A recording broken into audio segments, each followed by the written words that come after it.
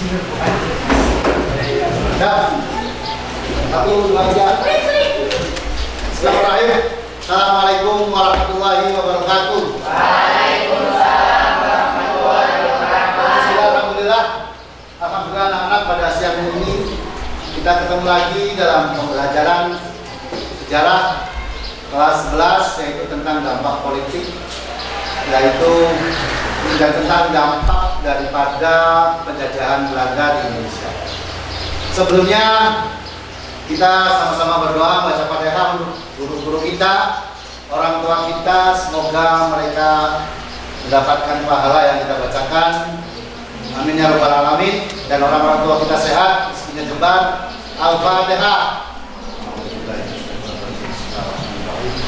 Alhamdulillahirabbil alamin arrahmanir rahim maliki yaumiddin iyyaka na'budu wa iyyaka nasta'in ihdinas siratal mustaqim siratal ladzina an'amta 'alaihim. Baik. Yang tidak berangkat berapa ini? 1, 2, 3, 4, 5, 6, 7, 8, 9, 10. Berarti 2 anak ya yang tidak berangkat. Ya memang situasinya lagi tidak kondusif karena memang lagi borak dan lain-lain. Baik, Bapak akan memberikan penjelasan pertama bahwa penjajahan Belanda itu memang berdampak banyak di Indonesia. Tidak hanya dampak positif, juga negatifnya banyak. Apalagi penjajahan Belanda selama 350 tahun. Luas, 3,5 abad. 1 abad itu 100. Jadi 3 abad setengah. Kita dijajah Belanda, dihabisi segala apa yang kita miliki, diambil, dibawa ke sana sebagai bentuk penjajahan Belanda terhadap Indonesia. Anak-anakku, kalian telah dikasih proyek oleh Bapak yaitu tentang pembikinan podcast berkelompok.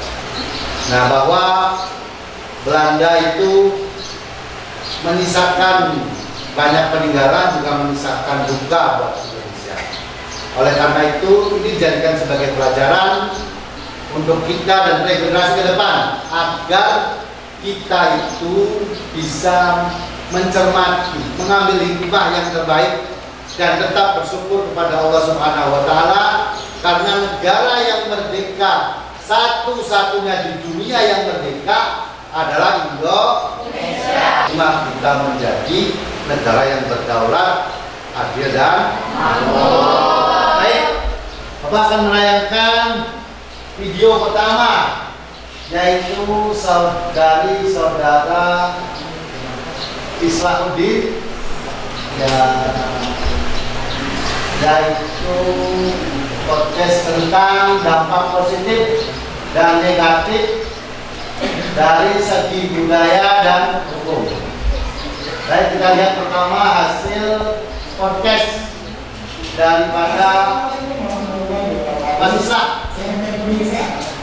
Coba perhatikan semuanya, nanti kita diskusikan bareng-bareng.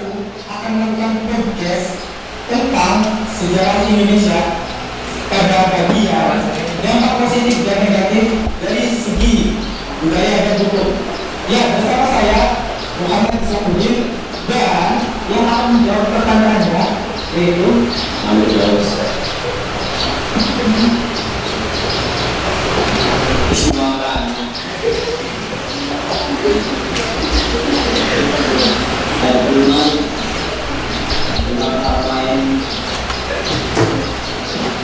Ya, untuk kalau siapa yang bisa, langsung saja kita akan mulai sesi pertanyaannya. Kalau pada bertanya aja, kita akan dicoba. Coba diperhatikan. Yang sudah ada sebenarnya ya, sebenarnya apa sih dampak positif dari segi budaya di era kolonial? Dampak positif yang bisa juga adanya perubahan dalam bidang budaya itu adanya perubahan dalam pengalaman budaya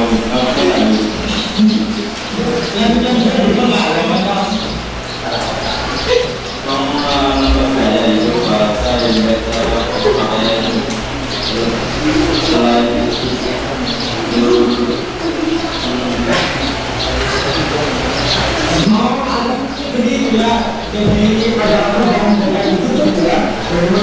lumayan ya untuk itu ya. Baik, untuk itu kita bisa dampak negatif ya. Kira-kira siapa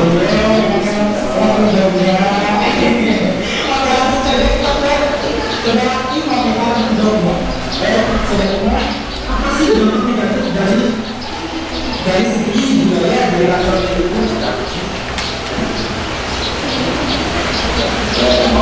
Dari sisi budaya kolonial adalah munculnya praktik rasialisme oleh bangsa Barat, diskriminasi terhadap kaum bumi dan besarnya nilai-nilai budaya Nusantara. Perkembangan tradisi lokal berpengaruh erat dan diganti dengan tradisi pemerintah negara.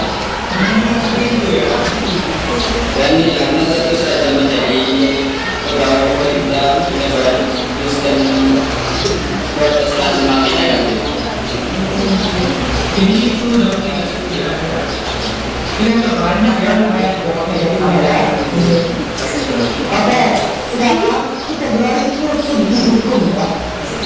Langsung saja kita ke segi hukum. Kira-kira siapa ya?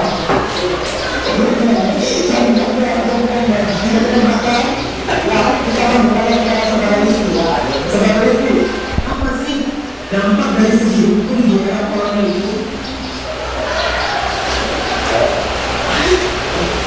Ya, kejadian ada di bidang hukum.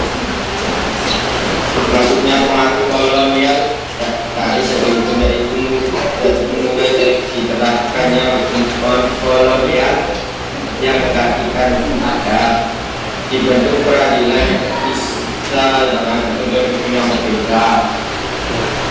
Hukum Islam yang ada mulai terusuk dan digantikan oleh sistem hukum Belanda yang lebih dominan. Ya.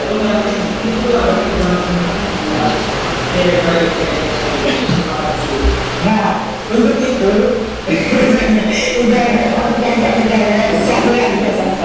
kita akan melakukan kesimpulan dari semua ini ya. Langsung saja kita tanya kepada saudara apa sih kesimpulan dari dua poin yang tersebut dari segi budaya dan hukum? Apa sih kesimpulannya? Lainnya.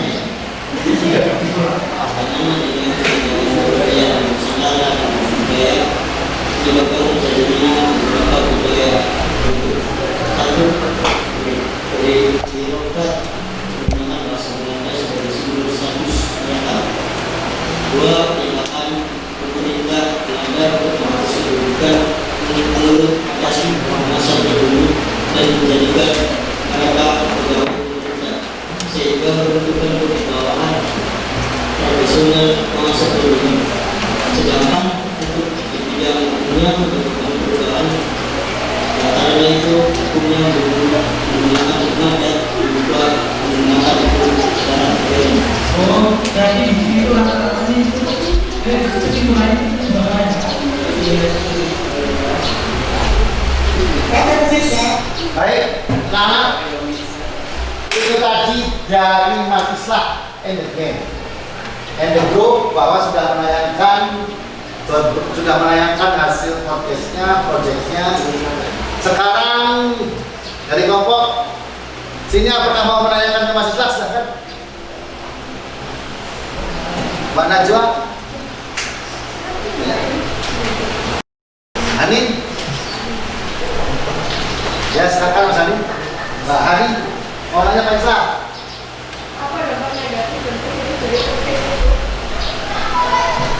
Apa dampak positif dan negatif dari selain yang disebutkan di podcast ini? Silakan, Mas Islah begini. Dampak positif dan negatif selain yang ada di podcast tersebut yaitu terdapat banyak sekali bahasa serapan dari bangsa kolonial yang masih digunakan oleh masyarakat Indonesia sekarang ini. Contohnya seperti handuk yang berasal dari kata han dan doek, kemudian sepatu yang berasal dari kata sepato, dan juga buku yang berasal dari kata book. Itu. Kelompok sini mau menanyakan apa?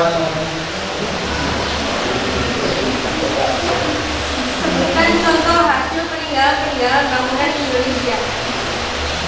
Peninggalan bangsa kolonial yang ada di Indonesia yaitu contohnya Lawang Sewu dan bangunan lainnya yang ada di Kota Tua Semarang ya. Itu yang di daerah Jawa Tengah ya. Iya, Jawa Barat juga banyak. iya banyak banget. Baik. Ada yang mau ditanyakan? Ya. Ya, silakan. Apa dari istiadat atau budaya yang tergerus oleh kolonial Belanda? Contohkan. Ya, silakan. Islam. Yang tergerus oleh bangsa kolonial contohnya yaitu perubahan bahasa yang dulunya bahasa Jawa diubah menjadi bahasa kolonial. Baik, anak-anak, itu tadi podcast pertama tentang dampak positif dan negatif dari seni budaya. Sebenarnya banyak sekali budaya yang telah tergerus di Indonesia. Sampai saat ini, kalian itu masih saja memakai budaya dan daster. Itu dari tongkat ya. Itu zaman dulu none-none Belanda itu kalau memakai baju kita itu jangan lihat zaman sekarang. Zaman sekarang kan sudah modis banget, sudah militaris.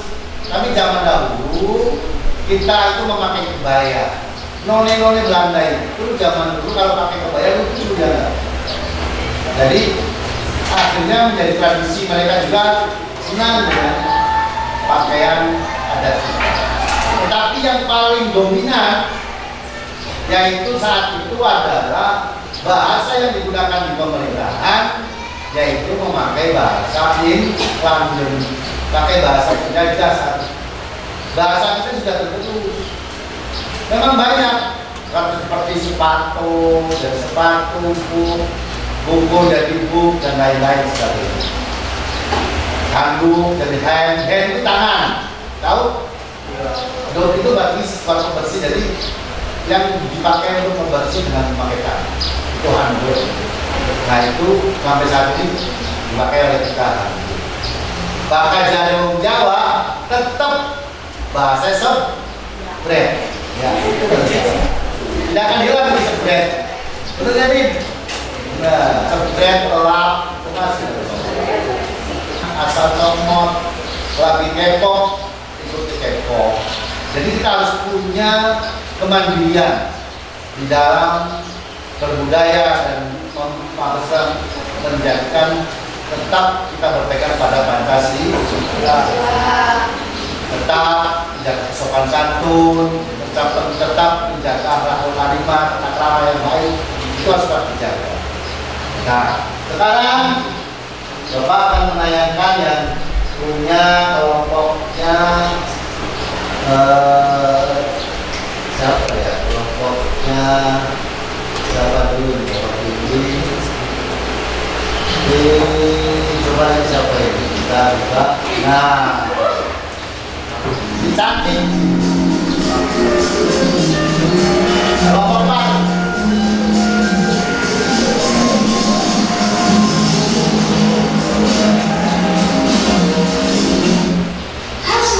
Assalamualaikum warahmatullahi wabarakatuh. Kembali lagi dengan kita kalian di podcast sejarah. Di sini saya sudah bersama anak-anak dari kelas 11 BK1. Di sini ada Mbak Umayna, ada Mbak Desi, dan juga Bang Aminasi.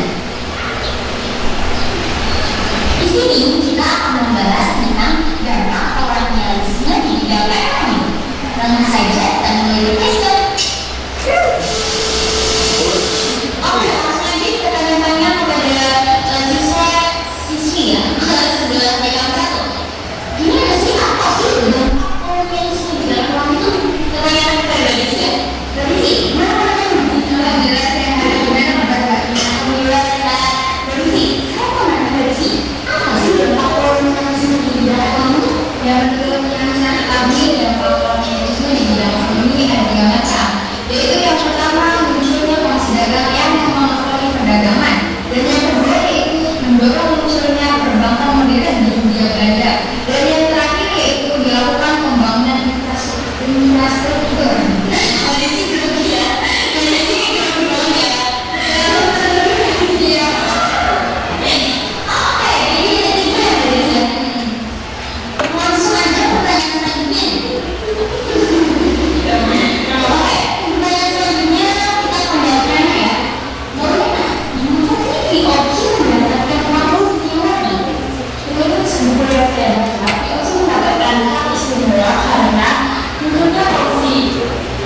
perdagangan. Ada pengadaan salah satu dampak kolonialisme di bidang ekonomi adalah maksudnya proses dagang ya. Memang perdagangan. Oh, jadi itu. Oh, gimana gitu dia untuk apa yang berbeda. Jadi kebanyakan sesuatu yang kalau kita itu pada lucu-lucu pada tahu apa ya.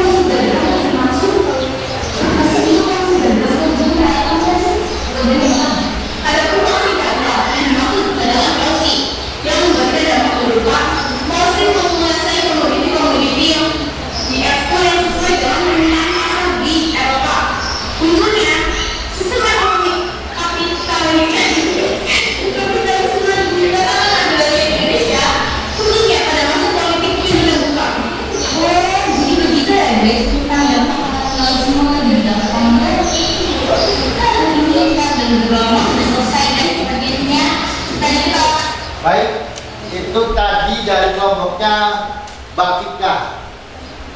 Dari kelompok Mbak Fika, Mbak Upung, Mbak Kamina, dan Mbak Desi. Itu sangat bagus sekali, sangat ceria dan sangat aktif. Seperti orangnya Mbak Fika. Jadi tadi yang dikatakan mereka itu tentang ekonomi. Ada yang mau ditanyakan kepada mereka, silahkan. Ya, silakan. Apa nama bank modern Hindia Belanda pada saat itu? Apa nama bank modern Hindia Belanda pada saat itu? Coba. Dulu Javers Bank. The Javers Bank. Benar? Ya. Silakan. Pada tanggal berapa berdirinya bank modern Hindia Belanda? BJB berdiri pada tanggal 24 Januari 1828. 24 Januari 1828. Itu 1828 lahir dulu kalian? Bapak aja belum ada. Mungkin tanah kita ini masih, yang kita duduk ini masih menjadi air laut, belum diuruk. Baik, ada lagi? Jadi segi ekonomi bagi bangsa Indonesia ini sangat banyak negatifnya. Karena apa? Di zaman penjajahan Belanda, kongsi dagang direbut habis oleh penjajahan. Negara kita itu negara yang sebelumnya dijajah oleh mereka sebelum datangnya Portugis dan Inggris, yang kemudian ada perjanjian Tordesillas dan lain-lain. Itu negara kita itu sudah jauh melancong menjadi menjadi negeri pelaut yang berjualan rempah-rempah. Rempah-rempah kita itu dari hal yang terkecil sampai yang paling mahal ada di sini. Kita harus bersyukur pada Allah Subhanahu wa Ta'ala karena negara kita ini dikasih kekayaan yang sangat mahal. Zaman sekarang mungkin tidak begitu seperti zaman dahulu kebutuhan rempah-rempah. Zaman sekarang karena sudah banyak instan, Indomie dengan bubuk instan, minyak bubuk instan. Di warung sudah ada bubuk pala, bubuk ketumbar, apalagi bubuk cabai, bubuk santan. Kita nggak usah harus lepas kelapa. Itulah semakin modern di sana. Zaman dahulu negara-negara mereka datang ini mencari negara India. Zaman dulu kita namanya India, bukan Indonesia. Ini dari mana? Rempah-rempah yang sangat indah ini.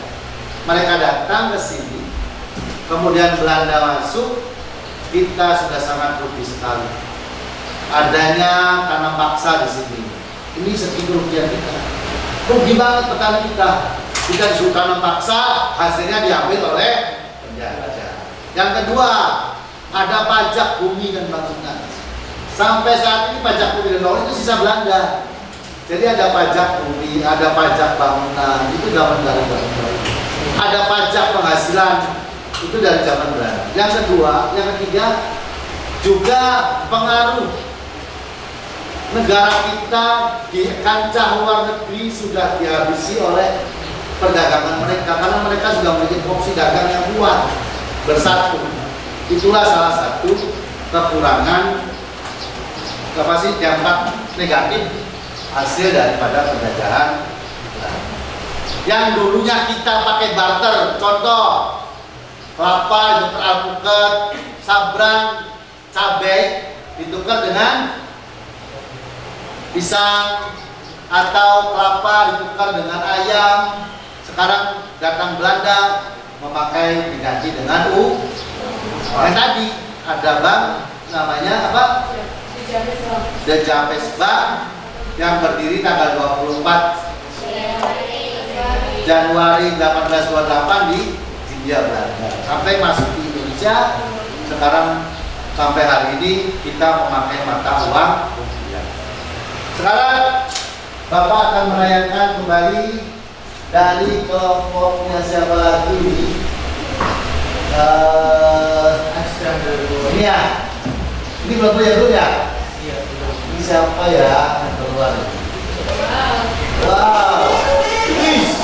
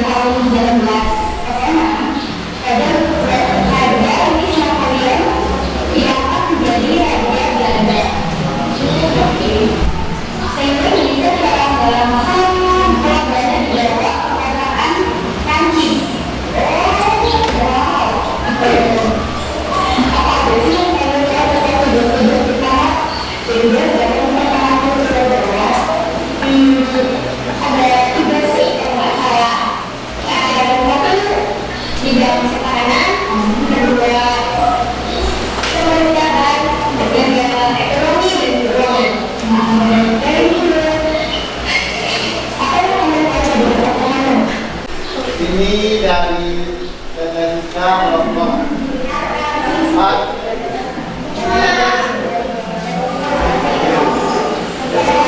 Ini dari Komija dan Tiara Sub. Baik, itu tadi dari bidang pemerintahan, yaitu zaman pemerintahan Batak. Pemerintahan Batak itu di mana pemerintahan masa transisi. Karena apa? Karena pemerintahan Batak itu di mana ketika Konstantinopel jatuh ke tangan Turki Utsmani, maka revolusi Prancis ya, Prancis Napoleon Bonaparte itu mempengaruhi karena Belanda di bawah Prancis, maka Belanda segala sesuatunya takut dan patuh terhadap Prancis. Maka ketika Belanda sudah di Indonesia, maka Prancis mengambil alih Indonesia dengan masa pemerintahan Batak, yaitu masa pemerintahan di mana bukan Hindia atau Raja Ratu Belanda lagi, tetapi di bawah pemerintahan Prancis. Apa sih prefektur? Kecil digunakan untuk menyatakan suatu wilayah yang memiliki kekuasaan yang mandiri. Jadi prefektur itu adalah yaitu istilah untuk sebuah kekuasaan yang dikelola mandiri. Ada lagi? Bisa silakan. Sebutkan beberapa presidenan di Pulau Jawa. Coba sebutkan presidenan di Pulau Jawa. Aplikasi yang digunakan dari zaman penjajahan Belanda sampai saat ini adalah plat nomor. Kita akan berikan beberapa contoh plat nomor mobil ataupun motor. Plat E dan digunakan untuk wilayah tertentu, mereka dengan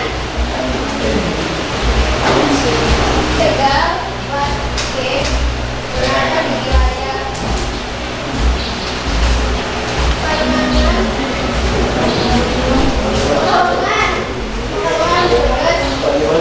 dan lain-lain. Baik, jadi zaman dulu itu wilayah Jawa itu dibagi menjadi 13 kesedihan.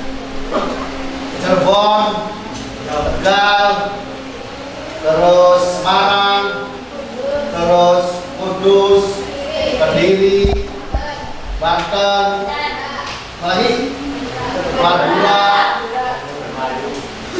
Kedung. Nah, kenapa Pak? Karena untuk memudahkan sistem. Ngomong-ngomongnya deh boleh ya?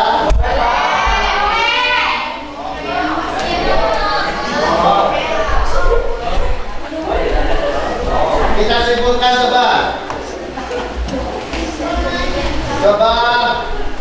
kesimpulan dari Pasisra, kesimpulan dampak positif dan negatif bidang hukum dan budaya. Coba disimpulkan, siapa yang simpulin? Coba simpulkan.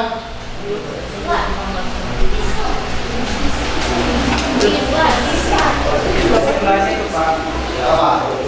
banyak sekali perubahan-perubahan dari penjajahan dari bangsa Belanda itu, dan tetapi dampak negatifnya itu lebih banyak daripada dampak positif. Oh ya.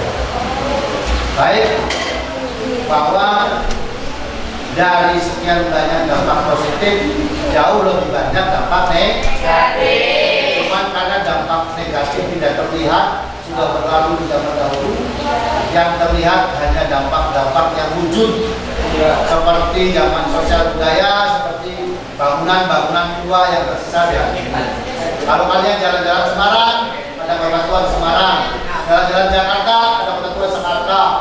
Di Malang, sampai di Wijen, sampai di mana-mana itu adalah peninggalan-peninggalan penjajahan. Nah, di bidang politik, jelaslah kita masih banyak memakai walaupun dengan bias politika dan lain-lain. Di bidang sosial, masyarakat dan lain-lain. Di bidang budaya, kita juga masih banyak bahwa kehidupan budaya luar tidak lebih baik dari budaya kita dengan adat istiadat dan tata krama dan kesopanan yang ada di Indonesia. Oleh karena itu, semoga perjalanan hari ini, pembelajaran hari ini menjadi kalian lebih baik. Mudah-mudahan kalian bisa paham ya. Nah, jangan lupa menambah literatur, literasinya ditambah. Bapak juga jauh harus banyak baca karena dalam kesibukan dan lain-lain. Jadi kalian jangan banyak main saja. Jadi Jadi harus belajar, jangan banyak main WhatsApp, tambah literasi untuk pembelajaran dan lain-lain. Iya Pak. Ya, baik. Dan mendapatkan manfaat dari yang lain dari amin ya rabbal alamin. Pembelajaran ini merefleksikan kita menjadi anak yang soleh. Menjadi anak yang berbakti sebagai kita bakti kepada orang tua dan bakti kita kepada guru. Sekian saja dari Bapak, kurang maafnya Bapak minta maaf. Wallahu a'lam bishawab.